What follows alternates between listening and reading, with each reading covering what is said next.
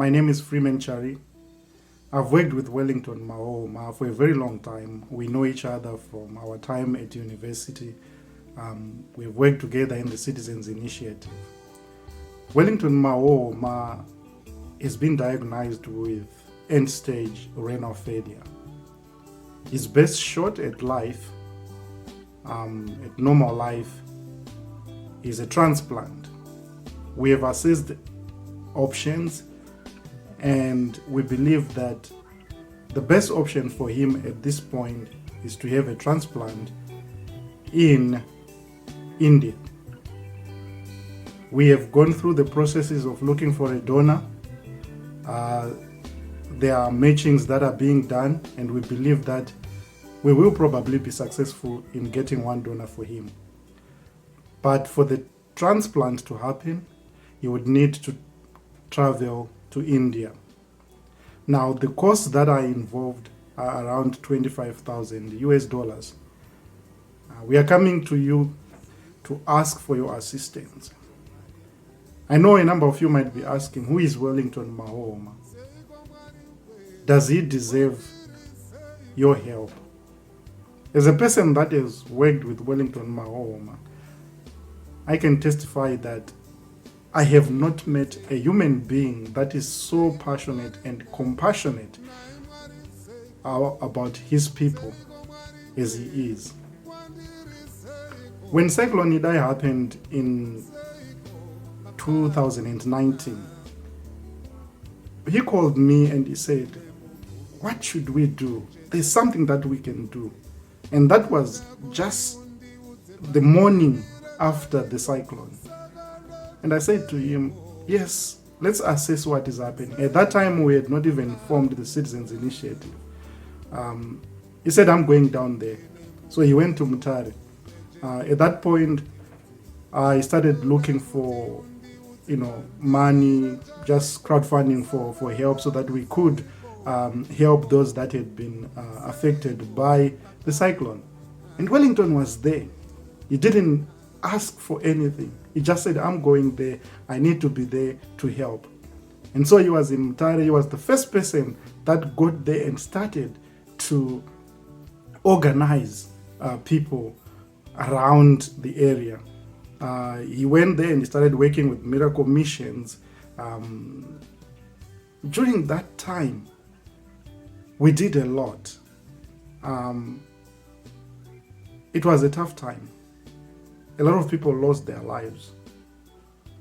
But I am proud of the work that we did, especially the work that Wellington did, coordinating food drops, coordinating, all the rebuilding that we ended up doing after the cyclone. It was him, and he was the main contact on the ground. He's the guy who went around and spoke to everyone. We did a documentary about that. So my name is Wellington Mahohoma, a Zimbabwean, very patriotic Zimbabwean. I love Zimbabwe so much. So after Cyclone Idai hit Zimbabwe, we were discussing, saying that no, we need to respond. And he was asking how we could respond, and we were saying that no, just raise a few dollars so that we could then buy water, food, and maybe clothes to go and donate to Chimanimani. Generally, a person who is interested in doing charity work, volunteering, and last year on my birthday, I actually walked from Chitungiza to Harare and submitted a petition to Parliament, asking the Parliament to make sure that they provide free sanitary wear to school children in public schools. Oh, my first time to enter Chimanimani after the cyclone, I joined the Miracle Missions team, which established a common sort of an operations center in Mutambasere, where they were receiving donated items and then taking them to their dispatch centers. There was one in Wengezi, where choppers will come and then drop food items in Chimanimani.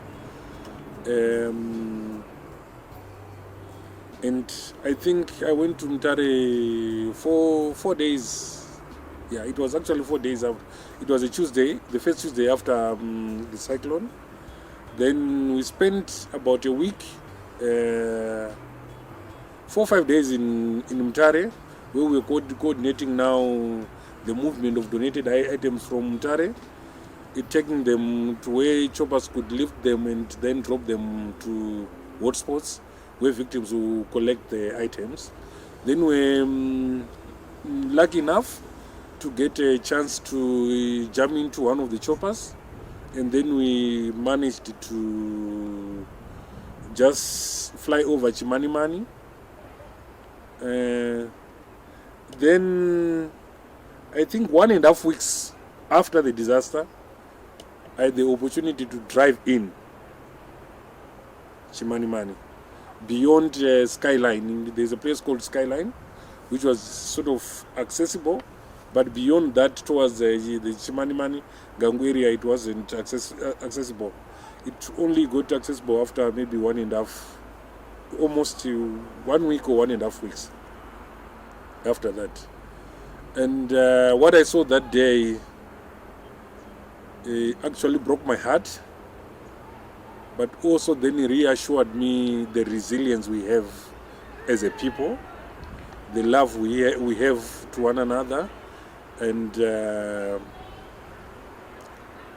it was just extremely difficult, because I remember getting into Ngangu, and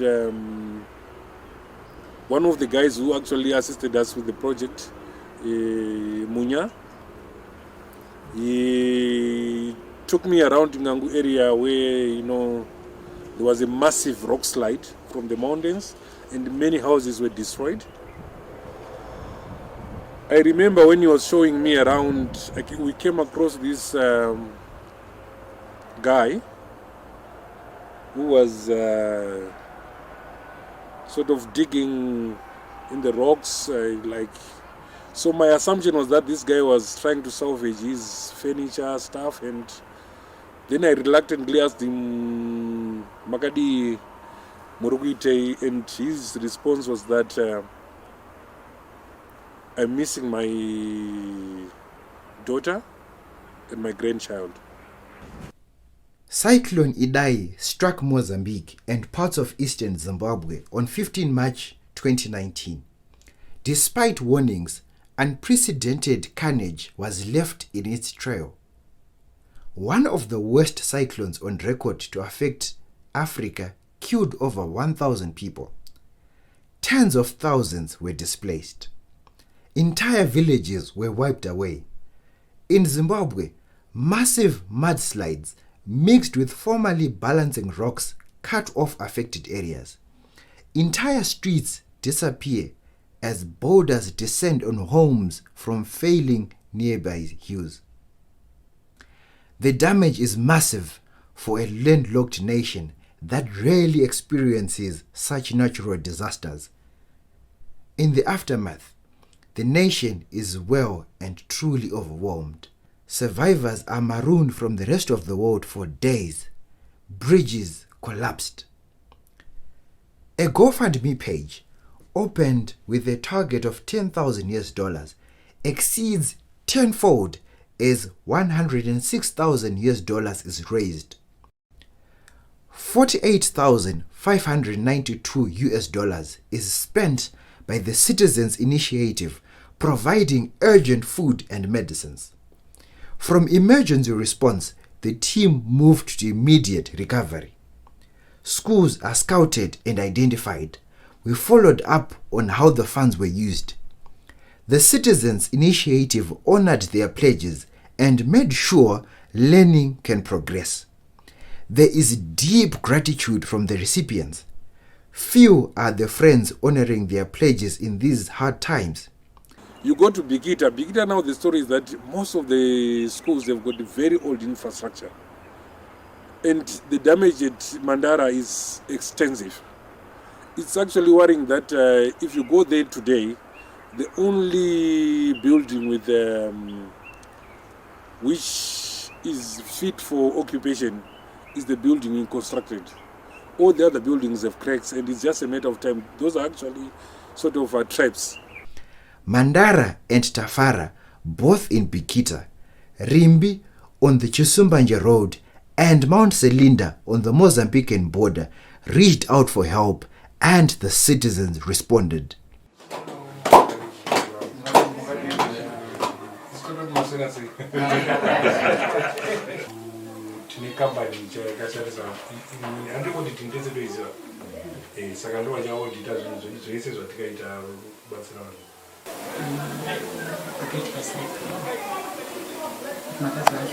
Because kazhinji vanotoziva zvakaitika kuna Chimanimani. Bloku rinei rakatodhirika memba yaticha yema kwabva watanga kuita macrates akawanda. Mitso yachona yakabva yangoti gagaga nepamaflo nepai zvokuti chero tiri kumba tinenge tichitotya kutoti vana vachadhirikirwa. Pamwe totofonera vana head nana deputy budisai vana mumaclassroom, nokuti maclassroom achona hachatomboiti, hapana unotombotiratidzika nyange chapari pachiyatenderera muchanyatsoona kuti nyange nemi munotoona kuti kuti vana vadzidziremo inyaya yekuti pana hapasitongorina zvakuita, asi vazhinji varotodzidzira panze. 6 classrooms varotodzidzira panze. Hello, my name is Charlton Zo, and yeah, I'm a researcher, scholar, and development consultant advisor. And I'm greatly honored to have been invited to come around and also have a look at what the citizens, have essentially done through their generous donations. Now we are in the new block, and it's really a beautiful block. And comparing the two blocks, the old block that is actually cracking and the new block, there's such a huge difference. This one is quite modern. I'm seeing the electricity connections, and they're waiting for. They're saying they're waiting for Zesa to connect. The furniture in this room, the air. It's really a beautiful block. I'm actually impressed, contrasting the two blocks.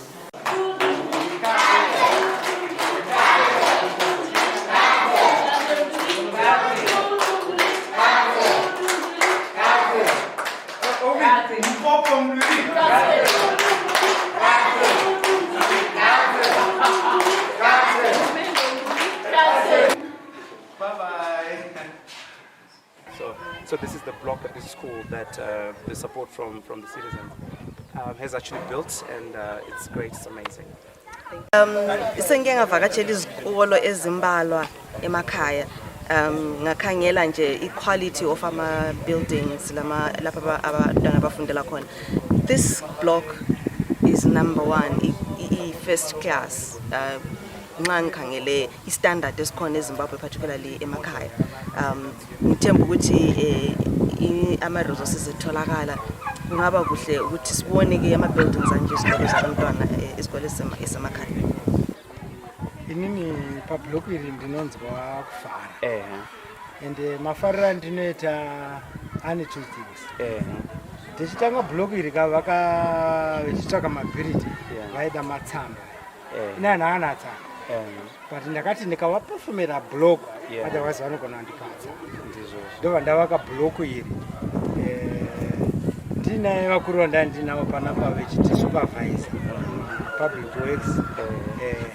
Vaiti block iri tinoda kuti ripere within 2 weeks. Asi nini ndinda ndiri mukuru wavo ndikati block iri togona kupedzera ne 3 weeks. Ende block ndobva taripedza ne 22.